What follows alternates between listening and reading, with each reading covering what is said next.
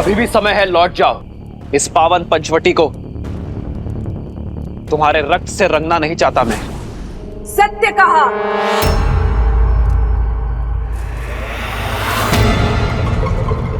पंचवटी में हुए मेरे अपमान की गाथा राक्षसों के लहू से नहीं, तुम्हारे रक्त से धोई जाएगी राम। तुम्हारा लक्ष्मण और तुम्हारी सीता जीवित होते हुए भी नरक भोगोगे। तुम्हारे भाई ने जो मेरी ये दुर्दशा की है, उसका प्रतिशोध लूंगी मैं। बुलाओ, बुलाओ उस कायर को। कहीं वो सीता की सुरक्षा में तो व्यस्त नहीं? कोई बात नहीं, मेरे सैनिक तुम्हारा और लक्ष्मण का संहार करके सीता को मुझे सौंपेंगे।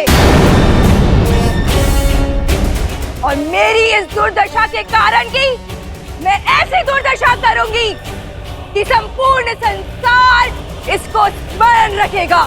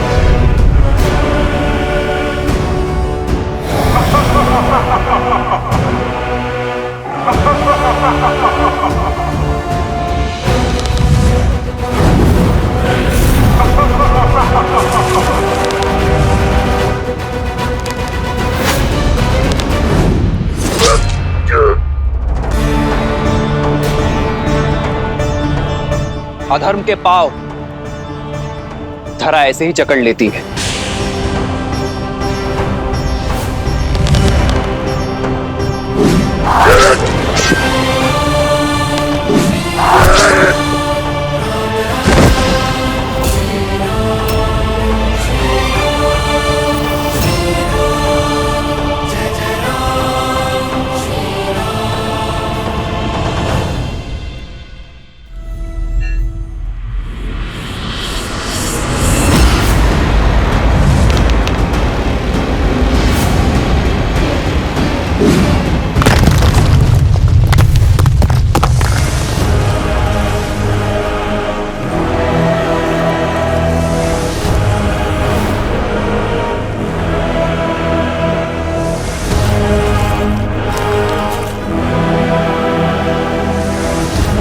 परमपति के नाशक, अब तेरा नाश मेरे हाथों होगा।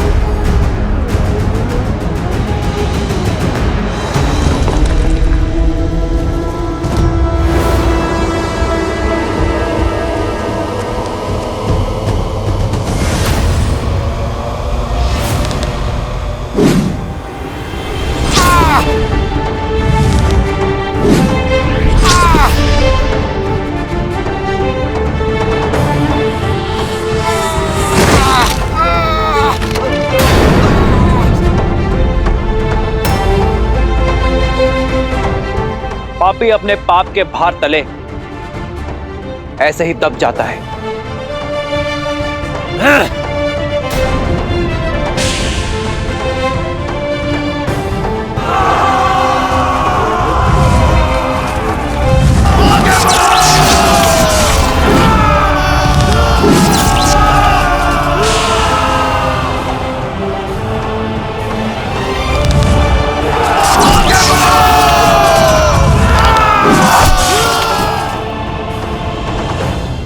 ऋषिराम,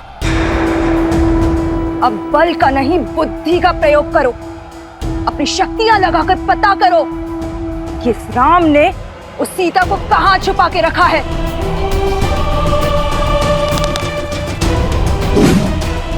यदि हम उस तक पहुंच गए तो ये युद्ध यहीं समाप्त हो जाएगा और ये राम स्वयं ही समर्पण कर देगा।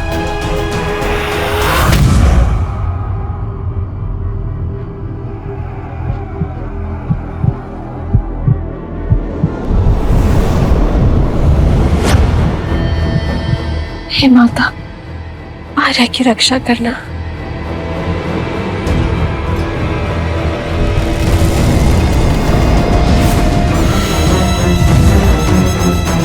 राम ने लक्ष्मण के साथ सीता को कहां छुपा कर रखा है, पता चल गया। तो विलंब किस बात का? चलो।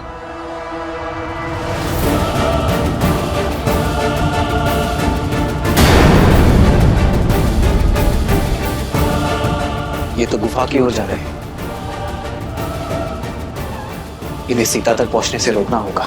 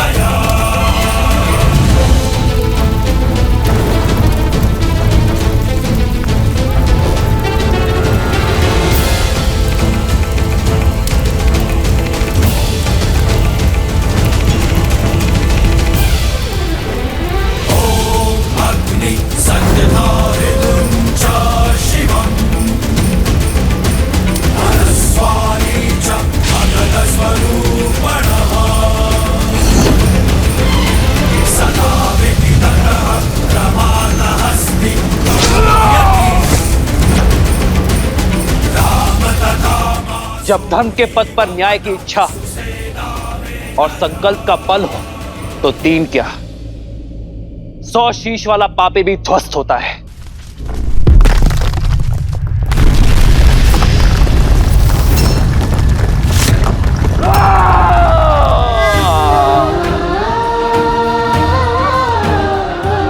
लक्ष्मण भैया, बाहर इतना कोलाहल हो रहा है, सब ठीक तो है ना? भाभी माँ, वहां राम भैया है जिनके समक्ष स्वयं काल तक टिक नहीं सकता। तो अब थोड़ा कोलाहल तो होगा ही ना। आप निश्चिंत रहिए।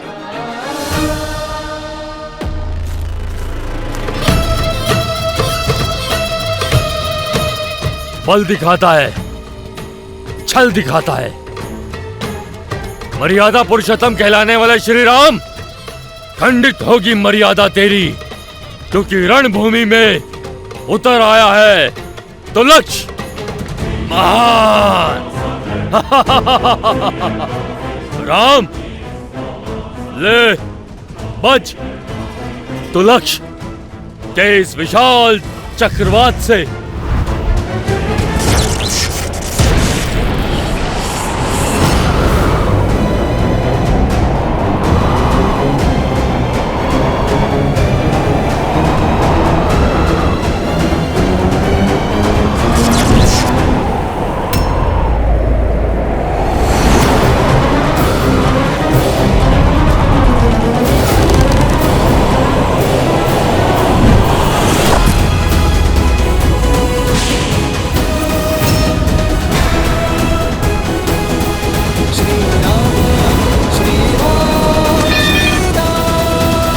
कब तक बचोगे वनवासी?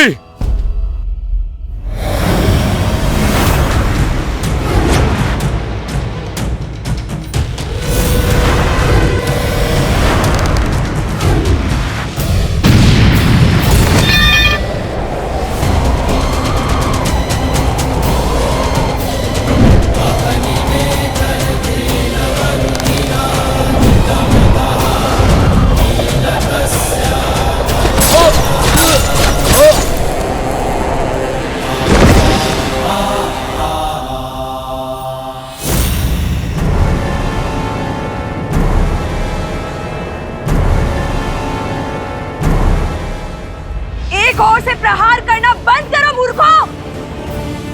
परिधि व्यू बनाओ, सभी ओर से प्रहार करो। जाओ।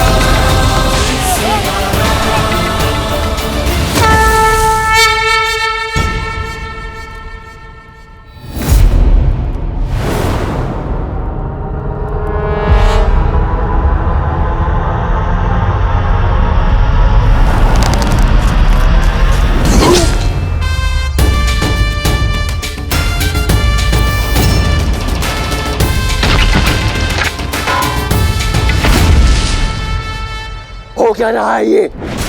एक एक करके हमारे सारे वीर धराशायी हो रहे हैं। कुछ राक्षसों की मृत्यु देखकर उद्देश्य भूल तो नहीं गए खर? राक्षस है हम, लंकेश के सेनापति दूषण, वयम रक्षम। अब तक दूषण का नाम सुना होगा, आज मेरा शौर्य देखो राम।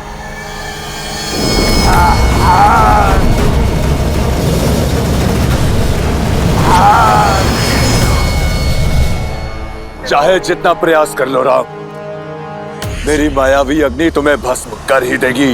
प्रतिशोध की अग्नि विश्वासघाती होती है दूषण, अंततः स्वयं को ही जलाती है। ओम वायवे नमः।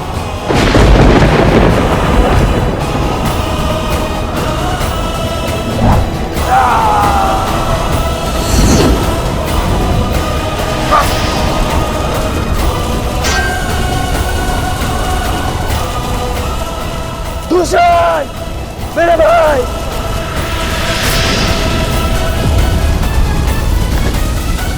राम।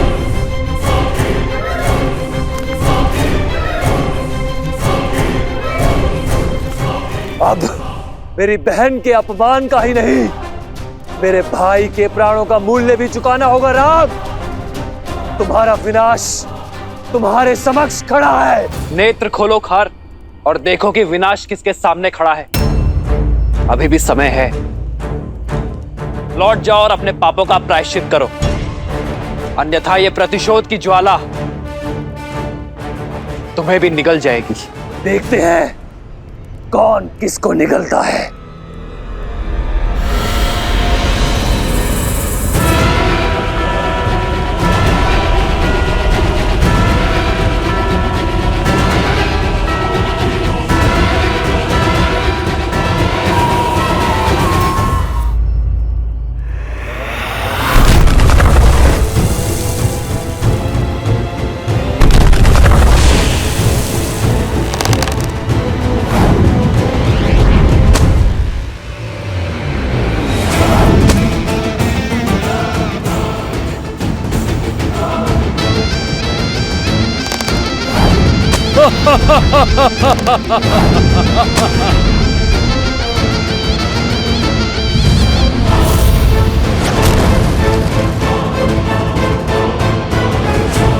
सर्वप्रथम इसकी माया का अंत करना होगा।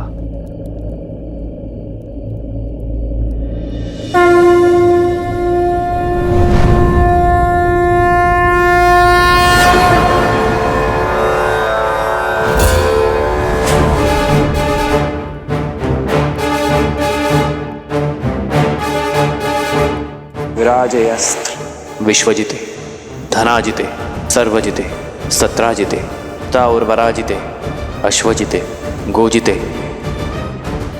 अब्जिते हरिंद्राय सोमम यजातया हर्यतम।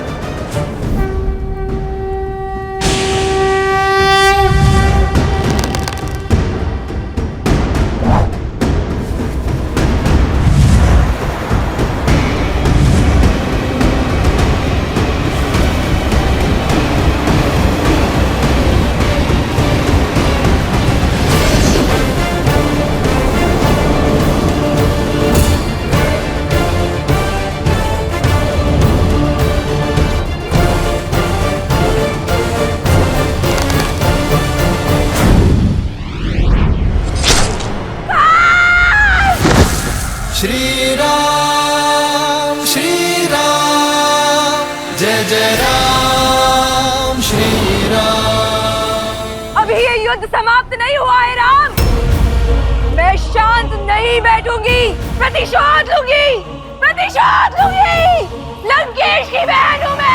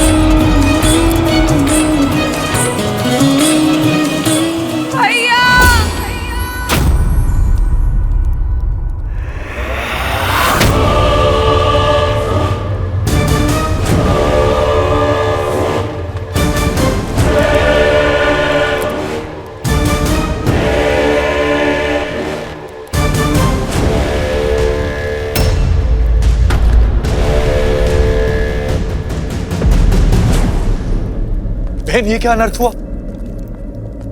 बुआ,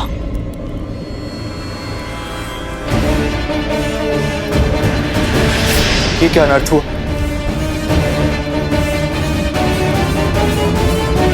भैया, प्रहार हुआ है भैया। आपके शौर्य और गर्व पर प्रहार हुआ है भैया।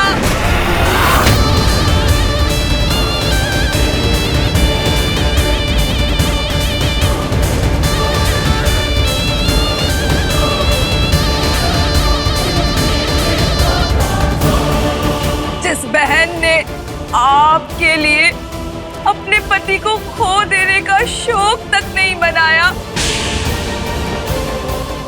देखिए उसे कैसा शौक मिला है भैया।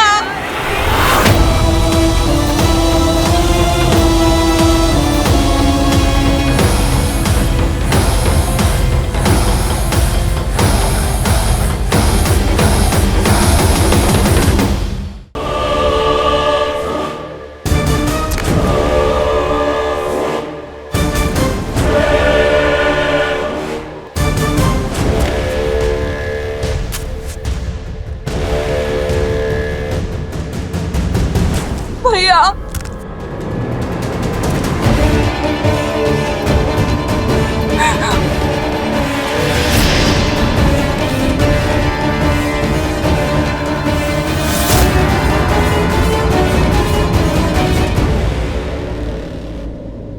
आंसू नहीं, उत्तर चाहिए मुझे, उत्तर चाहिए मुझे। वो नाम चाहिए, वो नाम चाहिए जिसने लंकेश की बहन के सम्मान और लंका के स्वाभिमान पर प्रहार करने का दुस्साहस किया है।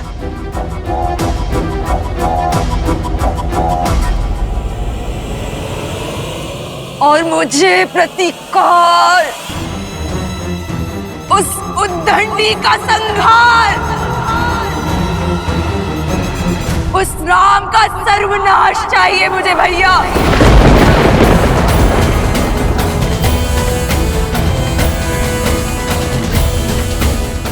क्या दोष था मेरा एक माँ का, जो अपने पुत्र की खोज में भटक रही थी?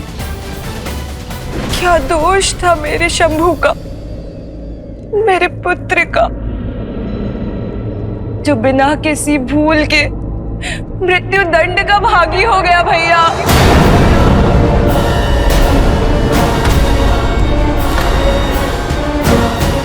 शंभू। हाँ भैया, मार डाला उन वनवासियों ने आपके लंकेश के भांजे को।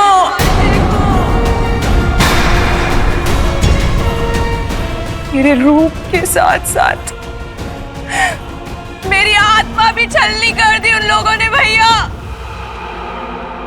जब दंडक में ये सब हो रहा था तो क्या कर और दूषण मौन थे? नहीं भैया, वो मौन नहीं थे, किंतु अब वो सदा सदा के लिए मौन हो गए हैं भैया।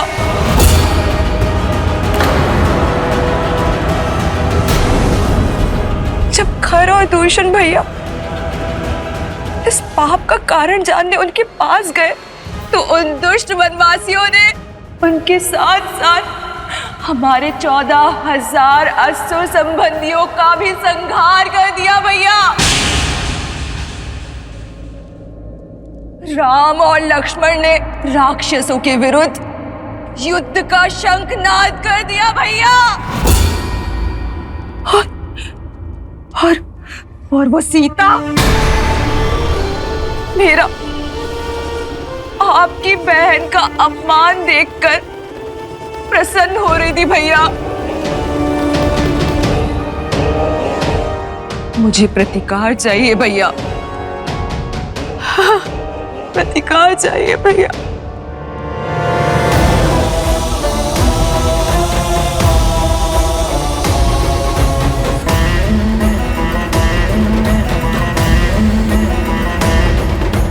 तुम्हें प्रतिकार से पहले उपचार की आवश्यकता है शूर्पणखा। इससे पहले कि तुम्हारे मन के घाव भरे,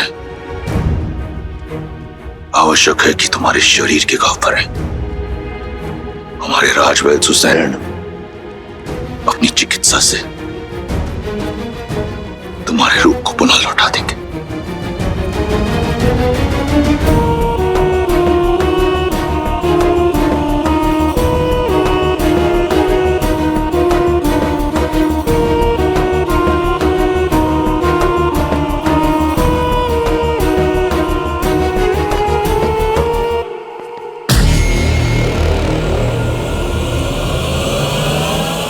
स्मरण रहे, जो इस कक्ष में बीता है उस पर कोई संवाद, कोई चर्चा नहीं होगी। मेरे बहन के इस अपमान की चर्चा अगर इस कक्ष के बाहर निकली तो उस वनवासी से पहले मैं तुम सबके प्राण हर लूंगा।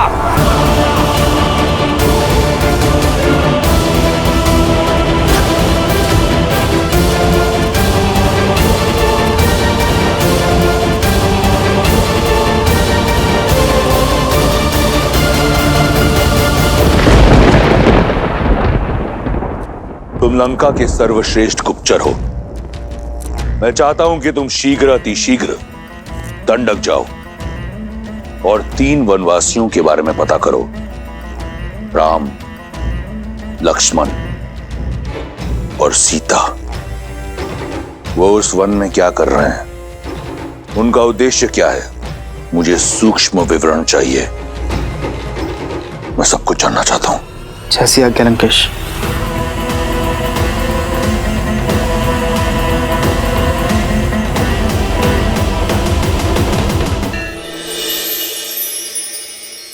आओ सीते।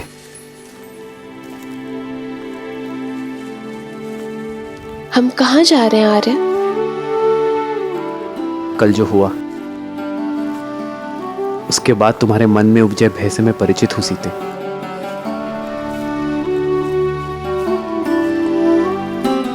तुम्हारी प्रसन्नता कहीं लुप्त हो गई है, बस उसे ही ढूंढने जा रहे हैं।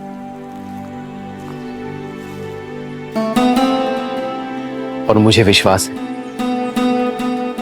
कि अपनी सीते की प्रसन्नता में ढूंढ लूंगा। आओ।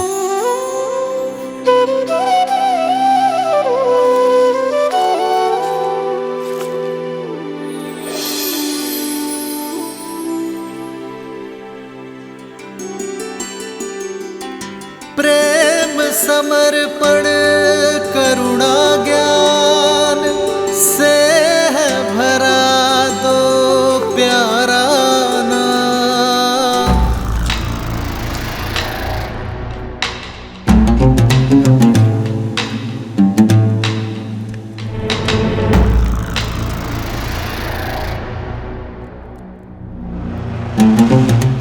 तुमने जो सभा में कहा वह अधूरा सत्य था। मैं पूर्ण सत्य जानना चाहता हूं। तुम्हारे साथ दंडक में क्या हुआ शूर्पणखा? सत्य ये है कि मैं आपको दिया हुआ अपना वचन पूर्ण करना चाहती थी भैया। संसार की हर सबसे सुंदर वस्तु का स्वामी है मेरा भाई, परंतु यदि संसार की सबसे सुंदर स्त्री उसके पास ना हो तो ये गर्व अधूरा है भैया। और उसी को पूर्ण करने के लिए मैं सीता के हरण के लिए गई थी, और मेरा पुत्र शंभु मेरे इस उद्देश्य को पूर्ण करने के लिए मेरे साथ गया था, परंतु उस राम ने मेरे पुत्र के प्राण हर लिए और मुझसे मेरा मान। अपने भाई के लिए संसार की सबसे सुंदर स्त्री को लेने गई थी, परंतु अपना सौंदर्य खोकर लौट आई। किंतु मैं हार नहीं मानूंगी भैया। रूप गया तो क्या, परंतु मैं वचन नहीं जाने दूंगी। फिर से स्वस्थ होकर मैं फिर जाऊंगी, या तो उस राम का अंत करके सीता को अपने भाई लंकेश को सौंपूंगी, या तो फिर उसके हाथों मारी जाऊंगी। अपने भाई के आनंद के लिए कुछ भी करने को सज्ज हूं मैं। तुम्हें कुछ करने की आवश्यकता नहीं। उस वनवासी के साथ क्या करना है वो मार्ग मैं निकालूंगा। लंका और लंकेश के सम्मान को पुनः लौटाने का केवल एक ही मार्ग है भैया, राम का वध और सीता का वरण।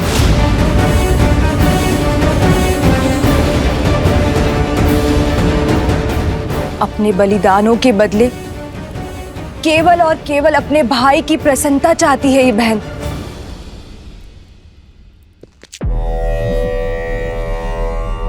तुम्हें न्याय मिलेगा और लंका को उसके अपमान का प्रतिकार।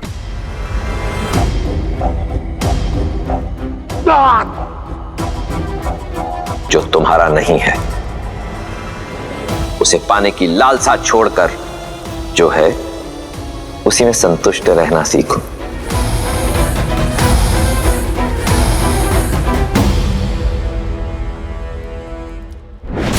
जब मन में संशय का नाद हो तो न्याय का डंका नहीं बजता है।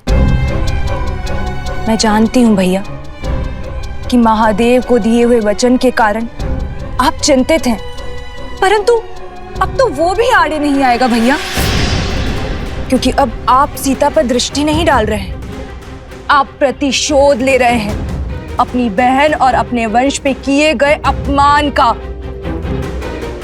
आपके पास उत्तर देने के लिए है महादेव को कि आपकी बहन पर जो अत्याचार हुआ है उसका दंड दे रहे हैं आप राम को, उसके प्राण लेके। एक अबला विधवा का उद्धार करने के लिए उससे विवाह किया।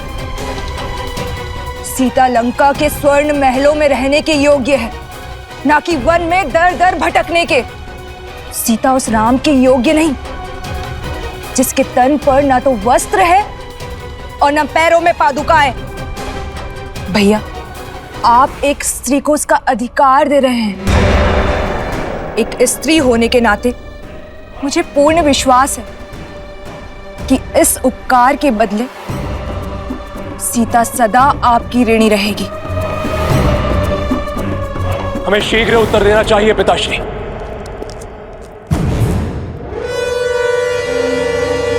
ये प्रहार हमारी कुल की गरिमा पर हुआ है।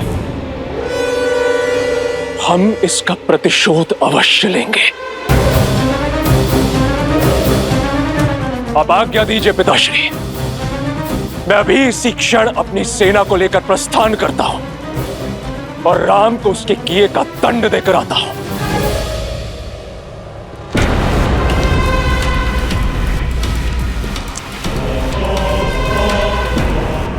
मुझे तुम्हारे शौर्य पर गर्व है। भैया, इस विषय पर हमें शांति से विचार करना चाहिए। राम साधारण मनुष्य नहीं लगते। ताड़का, महाकपाल, विराट जैसे असुरों का अंत किया है उन्होंने। उन्हें हराना सरल नहीं होगा भैया। भैया, नीति तो यही कहती कि हमें राम से संवाद करना चाहिए, उनका पक्ष भी सुनना चाहिए। नारी का संवान करने वाले, अहिल्या को मुक्त कराने वाले धर्मात्मा ने किसी कारणवश शूर्पणखा पर प्रहार किया होगा।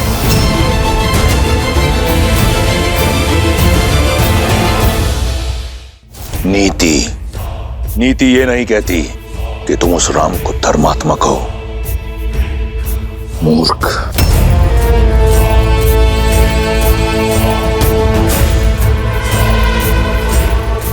स्वामी, शूर्पणखा के साथ जो हुआ उससे मैं भी दुखी और उत्तेजित हूं, किंतु मुझे लगता है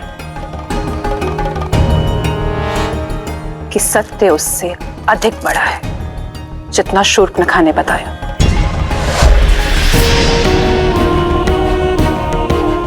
कई ऐसे प्रश्न हैं जिसका उत्तर ही नहीं है। श्रेष्ठ ये होगा कि अब सारी घटना का विस्तार से पता करें और फिर कोई निर्णय लें।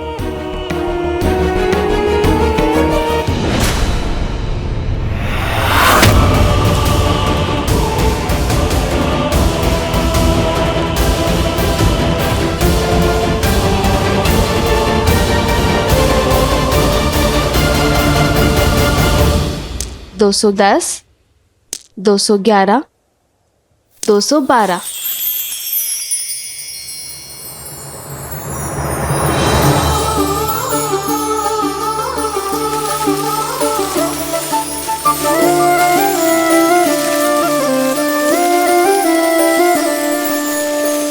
जन्म जन्म का है ये संगम, राम रतन सीता वैभव धन।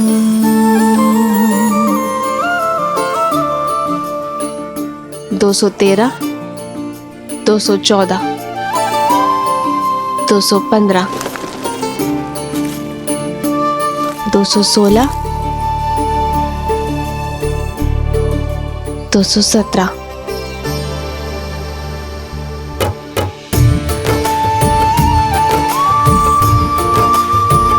ऐसे किस विशेष कार्य में डूबी हो सीते कि इन सुंदर पुष्पों और राम को ही अनदेखा कर दिया? भविष्य में झांकने का प्रयास कर रही हूँ। गिन रही हूँ कि हमारे वनवास में कितने दिन शेष हैं।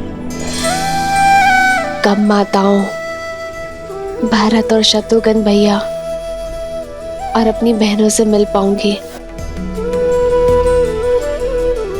देखिए, वर्ष भर भी नहीं बचा। बस कुछ माह और फिर से अयोध्या की पावन माटी का स्पर्श होगा। फिर से मेरा भरत मेरी भुजाओं में होगा और फिर से मेरी माताओं के प्रेम का सानिध्य मिलेगा। हाँ, आपके नेत्रों में तो सुख दिख रहा है, पर मेरे सुख में चिंता दिख रही है। क्या बात है सीते? क्या तुम अयोध्या जाकर प्रसन्न नहीं होगी?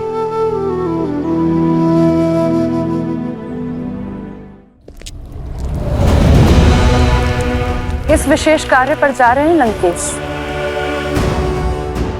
अचानक कहां प्रस्थान कर रहे हैं? वार शूर्पणखा की नाक पर नहीं, लंका के सम्मान पर हुआ है। लंका और लंकेश के सम्मान को पुनः लौटाने जा रहा हूं। बिना सेना के उसके विरुद्ध लड़ने जा रहे हैं जिसने हमारे 14,000 राक्षस संबंधियों का संहार कर डाला। स्मरण रहे, तुम लंकेश दशानन रावण से बात कर रही हो।